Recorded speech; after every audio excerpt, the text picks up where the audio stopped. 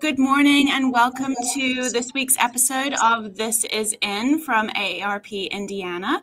My name is Emily Gorman. I am the Director of Community Engagement with AARP.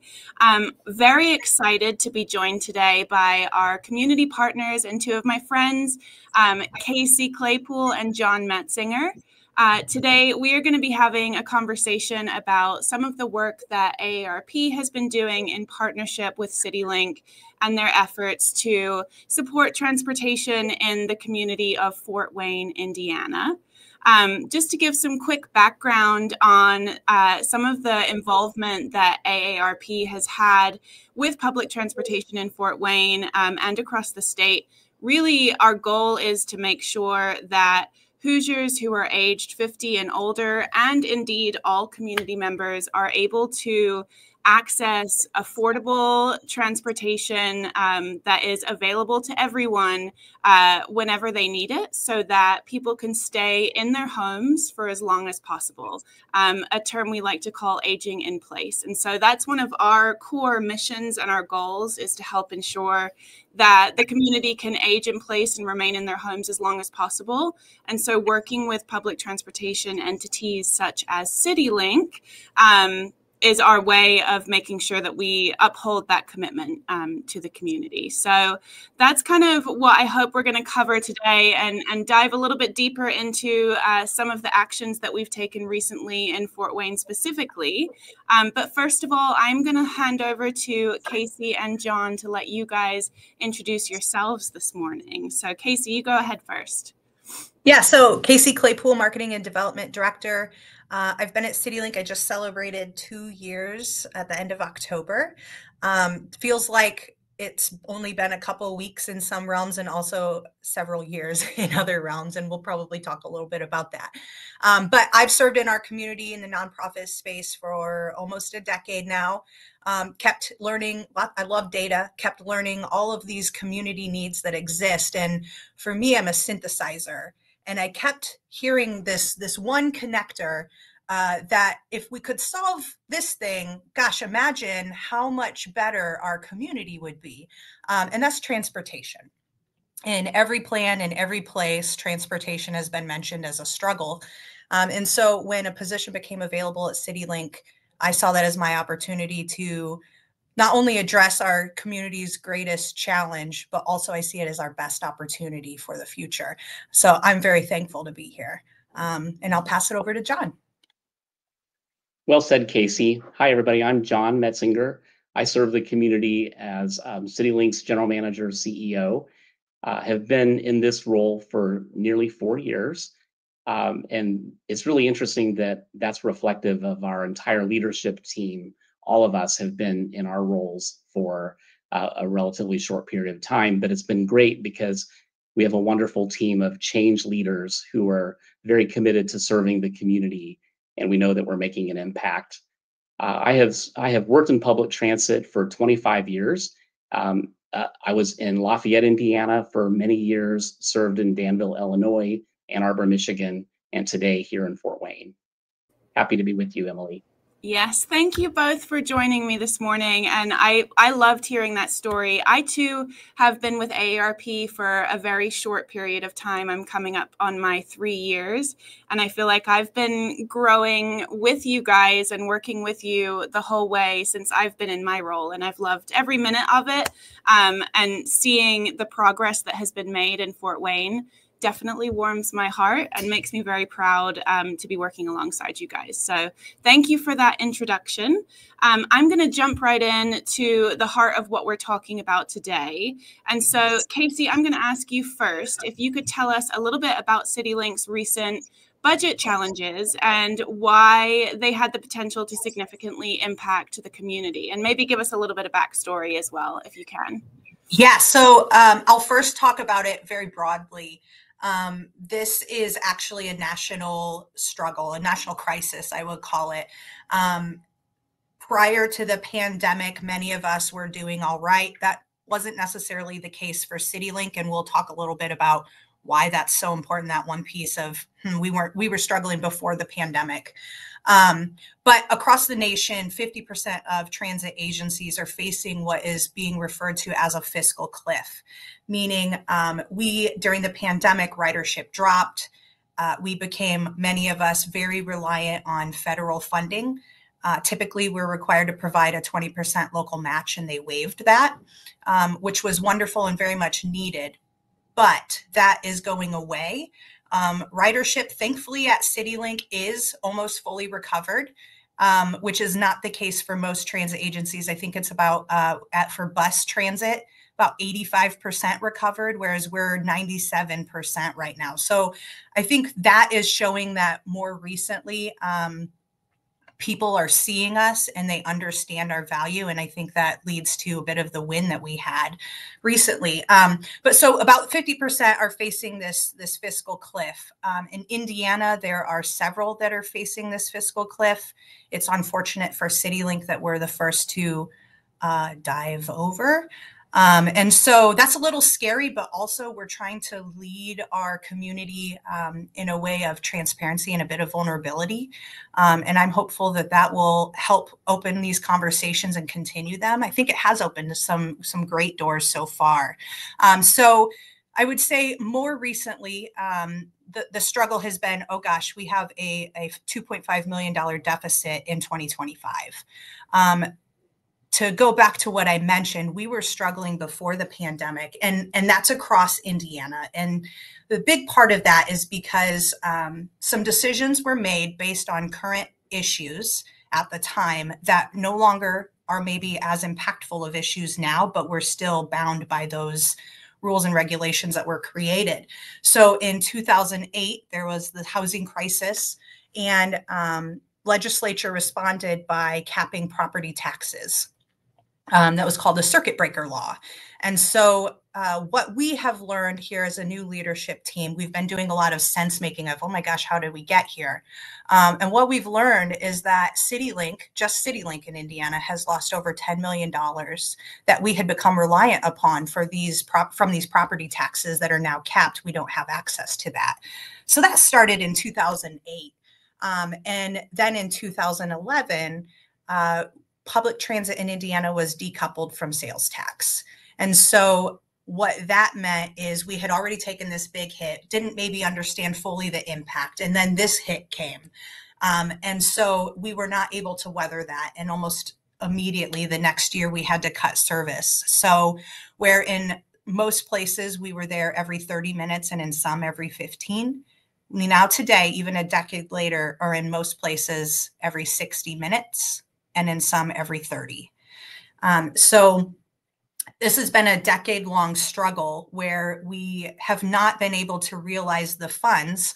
And again, that's really because we had to cut service. We wanted to keep buses on the roads, but that meant we did not have capacity. Our leadership team did all of that they could at that time. But without the investment and without being able to get out in the community and say, ooh, circuit breaker is impacting us. And oh my gosh, the sales tax is really impacting us. And who can come alongside? We didn't have that capacity to have those conversations at that time. And so we have seen a decline in ridership since before 2015.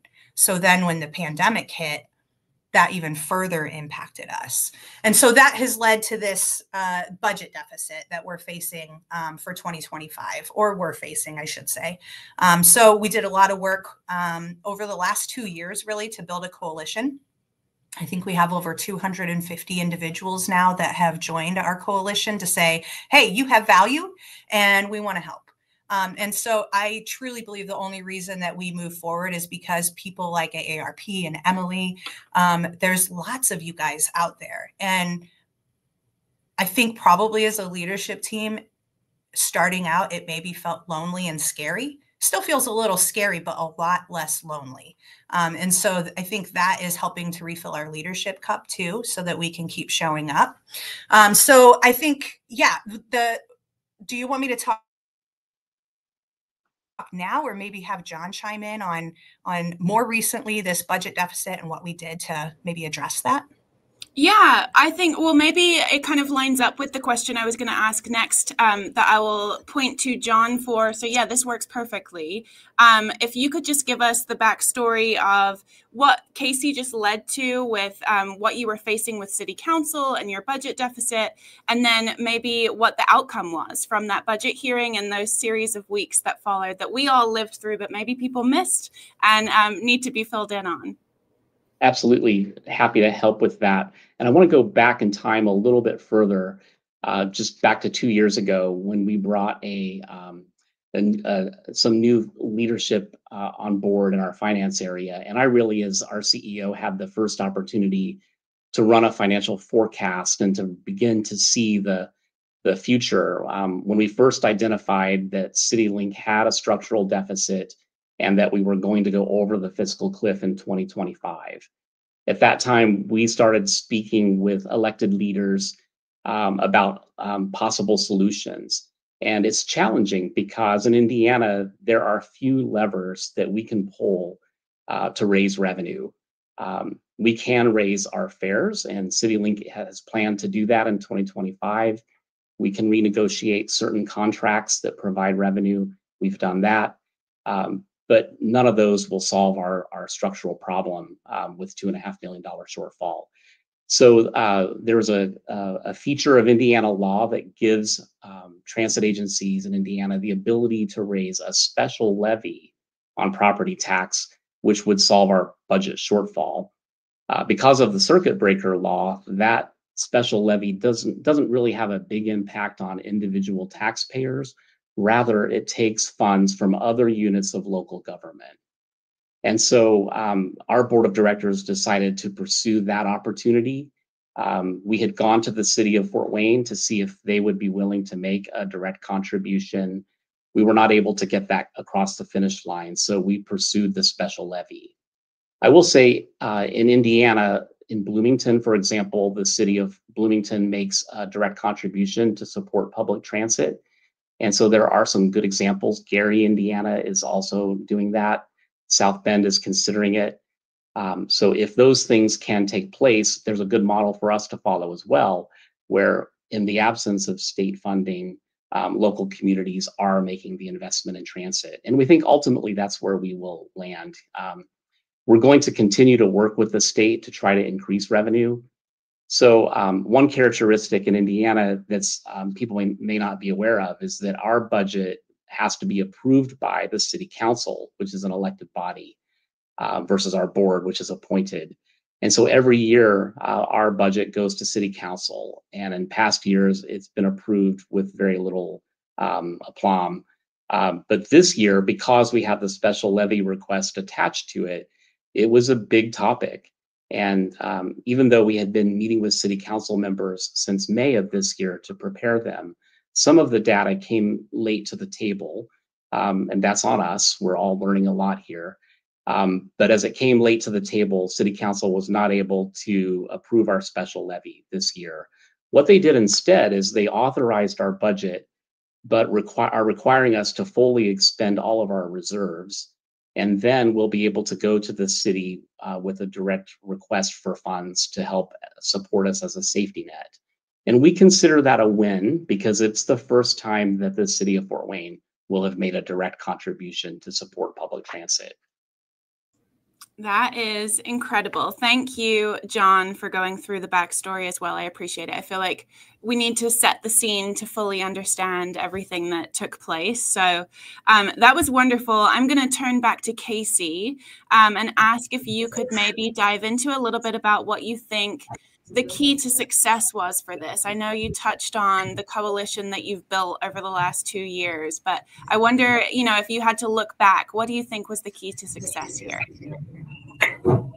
I think there were a lot of keys, like a whole janitor ring of keys that we were trying to figure out at the same time. For me, I think having tried to communicate with the community from the very beginning, to try to live our values, to speak transparently and openly about these struggles. John, I'm not throwing you under the proverbial bus to say that it was a scary conversation even internally, right? Of like, how do we come to our community and say we may have to cut 14% of our service, 300,000 passenger trips. That's real heavy. That's real hard to, especially when I think it's fair to say that we have not been able to show up for our community in the way that they need for a long time. And the last time they really heard from us, I would say, in a big way, was when we cut service. And so, the conversations we had internally, it was, my biggest fear was if we come to this community and we say, stuff's bad, we're going to cut service. We've done our best, and here's what it is. I really think that we would have lost our community a big portion because the last time they heard from us, we cut service. And that was a decade ago. And people don't know all of this conversation that we're having. It's a lot to digest. And so it was making that commitment to have the difficult conversations, to own our story transparently. And that was a very pointed decision that we made to commit to that from the beginning. And I think that probably that was the first key that unlocked the rest of it. Because I think people understood and we were able to share for the past 2 years. Here's what we've done. Some of the things John mentioned, fare increase. We didn't want to do that. However, we've not increased fares since 2008. And it would not be right to go to our community and say we're cutting service, but there's these rocks that we have not uncovered and we don't know what's under them, but it's just easier to cut service. And that's not what we wanted to do. And so having those conversations was key. I would say showing up in the community was big. My department is new in the past 2 years. We have a travel training program now that has been wonderful. I think we've travel trained 63% more people this year than last year. And that's so incredible. And so I think it's we're building a positive momentum, even in this terribly difficult time.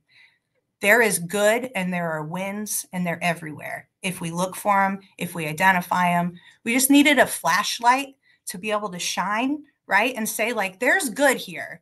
And there is a true worthy investment here. But it's going to take time. It's going to be hard. And we had 250 people say, okay, yes, we see you. I think I would say that there were some early adopters there that they were like, I don't know what you need. Emily, you were one of them, right? You're like, I don't know, but we're there. We're going to walk alongside you. What you need, what we can do, we'll do it. And there's been lots of those. But even as I would say the past year, we've had even some of the people that maybe were a little hesitant at first, like, I don't know, is Citilink, are they legit? Are they doing what they need to be doing? And I think it took a year to show some people that we're trying to show up in a different way. And now, I think we're exploding in the community. I think the numbers last year, we saw directly 7,000 people in the community, not just riders on our buses. I mean, community events where we show up. This year we saw 12,000 and we're a small team. And so that's what's so exciting is when we show up, people show up with us. So I think that was the biggest key to our success, which ultimately culminated in a city council meeting full of transit advocates. I have this beautiful picture. I'll have to send it to you, Emily. It's from the back. My husband took it at the back of the room, and the whole room is just filled, and the whole side of the room, it was lined up the whole wall. It was standing room only. Yes, and it even rolled around the back of people standing, waiting to use their voice. I had a bus driver who wanted to use her voice, and she was so scared. And I said, Arlene, your voice is important, and you can do it afraid.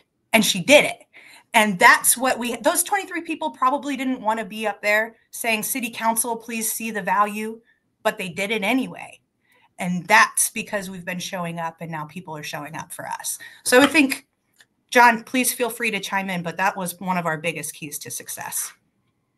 Yeah, I think that was such you covered exactly what I hoped that you would, Casey, with that answer. I feel like it showcases not only this team at Citilink and how special it is now, and all of the successes that you've had, but also how you show up in the community and how present you are. And I hope that, this video, if people are watching it, they'll be able to see all of the steps that you took and all of the thought that went into every single decision that you guys have made, and how hard it is, and how you're faced with some of these impossible situations that seemingly impossible, that you're able to work to overcome together with the help of the community. So I'm so glad that you dove into all of that, Casey. I feel like that was the perfect answer.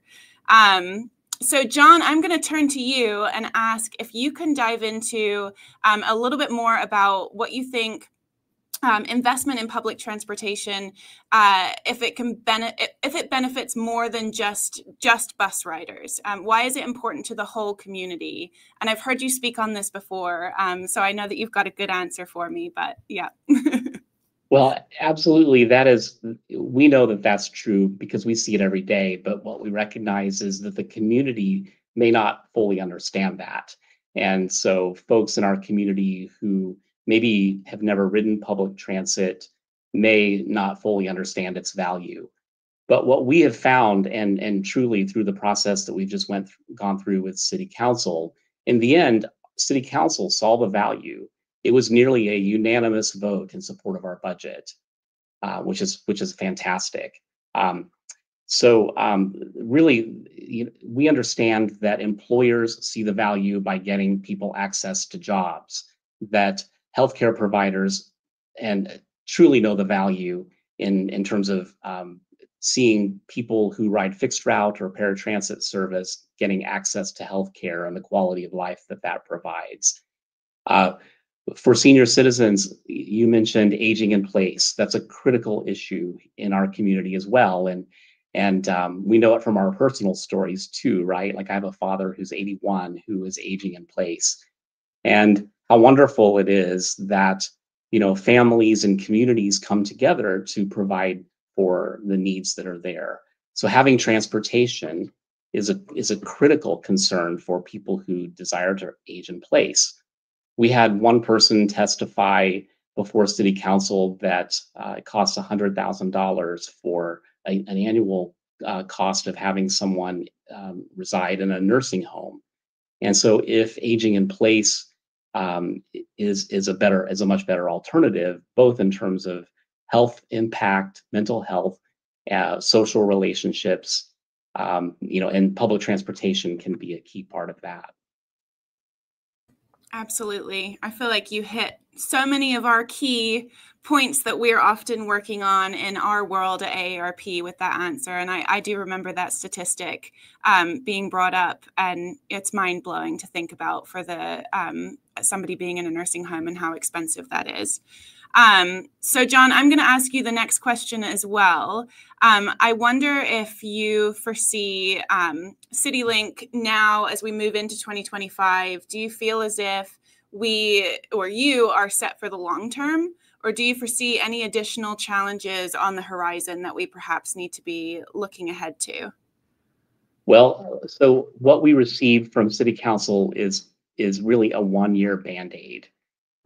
We still have a structural deficit built into our operating budget, which really is the result of long-term disinvestment from the state, as Casey covered earlier. And so there's still a long-term challenge. A year from now, we'll be back again at City Council, bringing our budget forward, and we'll be looking for revenue to help offset that structural deficit. I will say for the viewers, we are a very lean organization in that we have trimmed every single operating expense that we can in order to put as much service on the street for our riders. And so we've been responsible in terms of how we've managed the organization to do that. But no, the structural deficit still resides in our budget, and we need to come up with long-term solutions. The city council, in approving our budget, saw that, and they've agreed as a city to come alongside of us to the state, looking for additional revenue opportunities from the state. We know that's going to be an uphill climb. The state itself has a budget challenge. And so we are going to be working at the state level and locally to hopefully resolve this challenge for the long term. Absolutely. And as you know, AARP is also across the street at the State House during session. We will be right alongside our public transit providers to help support the effort to hopefully increase state funding for public transportation. We see its importance, and we work alongside many other organizations that also see how important it is, and we'll be pushing for the same thing. So we're all hoping that we'll have some success this upcoming session.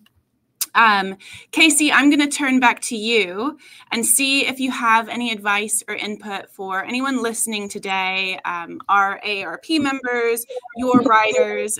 What can people do to further support public transportation?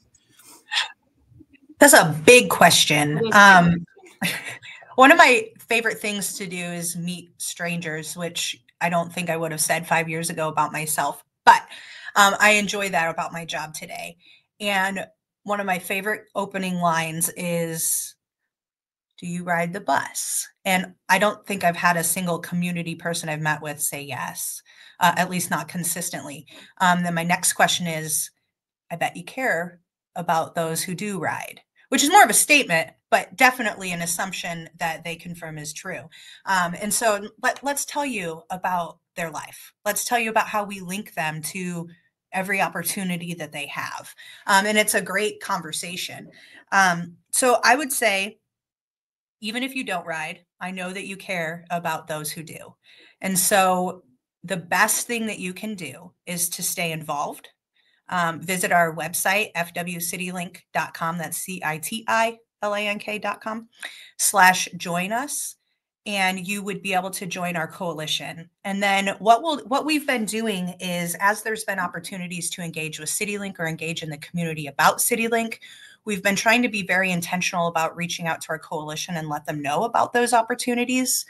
One of our, I think, neatest wins prior to the budget was actually at our busiest shelter and bus stop outside of Central Station at Southgate Plaza.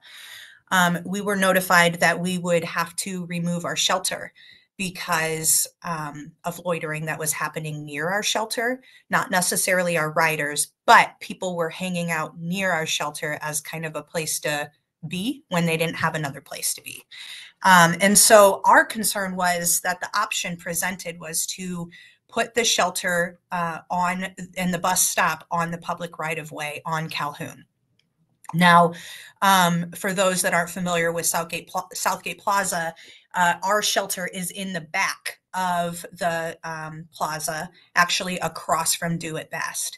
And so it's kind of nestled in a not very busy spot. And so people just hang out. But there's a little bit of an incline. And then if people wanted to go south, they would have to cross Calhoun, which Calhoun is a very busy road.